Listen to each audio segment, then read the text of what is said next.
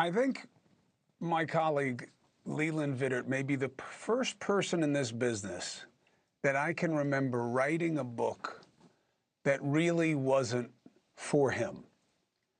His new book, Born Lucky, the title is a double entendre on an aspect of his birth, but also his situation in life to be born to parents, a father specifically, who had a unique level of dedication to help him with his diagnosis of being autistic as a child. And back then, in the mid-'80s, it wasn't like today.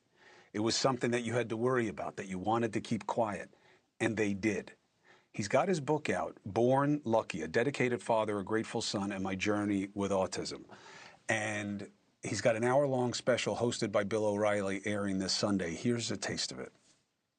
I got bullied so bad in 5th grade, my dad came over, went up to the PE area where there's all the fields, and my dad goes, "Hey, how's Lucky doing?" And the PE coach goes, "I had to put him with the girls. I needed to protect him." Why was it too hard for you to play with the boys? Because I couldn't interact with them. I was like target number one, right? So they would throw balls at me. They were mocking me. They were pushing me around.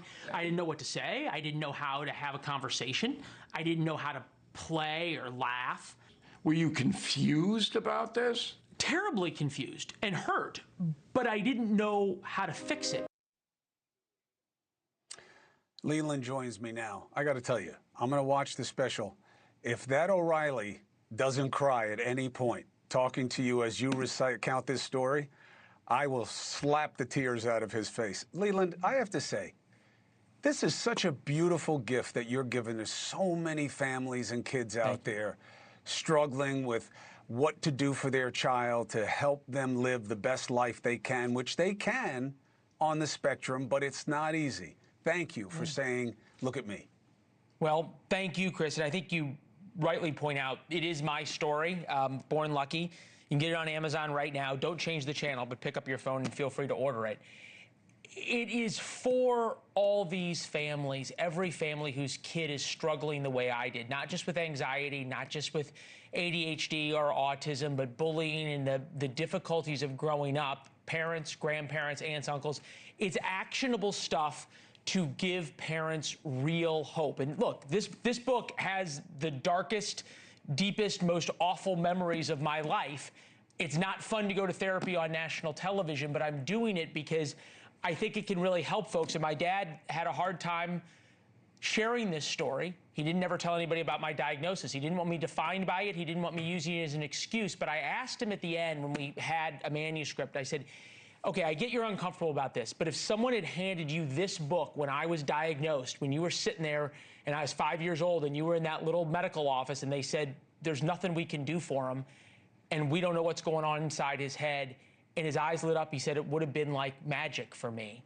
And I hope it will be for so many families. What was the hardest thing for you emotionally in going through the process of telling the story? It's a great question. I think the hardest part was reliving what my dad went through. So I left that school that you just heard about in 5th grade. My parents ended up pulling me out of school. And in 7th grade, I started at a new school. And 2 or 3 weeks into that new school year, my parents got called into the principal's office. They thought it was like a checkup, right? And the principal sat my parents down and said, you know, everybody at this school thinks Lucky is really weird. And by the way, I do too. So 2 arrows through my parents' heart. And they didn't say he has autism or anything like that. They just left.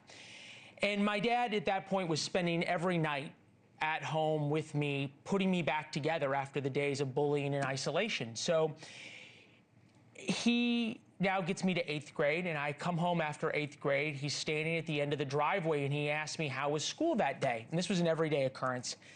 And one day was particularly bad. A teacher in art class had decided, I guess I wasn't going to be Picasso, and he said in front of the entire class to me, hey, Vittert, if my dog was as ugly as you, I would shave its ass and make it walk backwards. So obvious response in the class. My dad obviously was hurt for me and upset, but like most days, we went to my room and he sort of put me back together, and he promised me that the reasons I was getting bullied now and the character qualities I had were going to make me succeed later in life, and the determination and grit that I had. Fine, not that I really believed him, but he'd kind of put me back together for a couple of hours, and I didn't know this until I wrote the book and interviewed for him and interviewed my mom about these situations. And he would leave my room after I cried and yelled for hours. He'd go downstairs late at night. My mom was already asleep. And he'd sit there in the dark in the living room, and he'd start crying for hours. And then my mom would come out and see him when he hadn't come to bed. And I think hearing what my dad went through silently so that I could succeed in telling that part of the story was the hardest part. The book is Born Lucky.